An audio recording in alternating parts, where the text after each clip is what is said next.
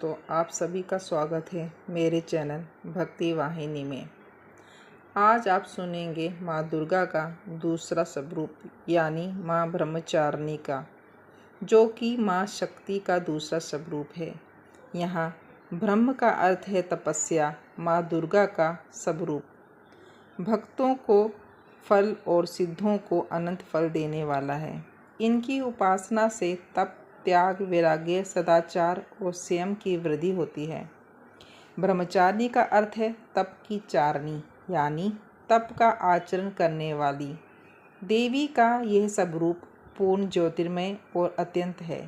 इन देवी ने दाएं हाथ में जप की माला रखी है और बाएं हाथ में कमंडल ले रखा है। पूर्व जन्म में इन्होंने हिमालय के घर में जन्म लिया था और नारद जी के उपदेश से ही इन्होंने भगवान शंकर को पति के रूप में पाने के लिए घोर तपस्या की थी। इसी कठोर तपस्या के कारण इनका नाम ब्रह्मचारिणी पड़ा। 1000 वर्ष तक इन्होंने केवल फल फूल ही खाए और शाक पर निर्वाह किया। बहुत कठिन उपवास किए, खुले आकाश के नीचे वर्षा और धूप, घोर कष्ट भी सहे। 3000 वर्ष तक टूटे बेलपत्र खाए और भगवान शंकर की उपासना करती रही। इसके बाद इन्होंने बेलपत्र भी खाना छोड़ दिया। फिर कई वर्षों तक निर्जल और निहार रहकर तपस्या की। कठिन तपस्या के कारण देवी का शरीर एकदम क्षीण हो गया।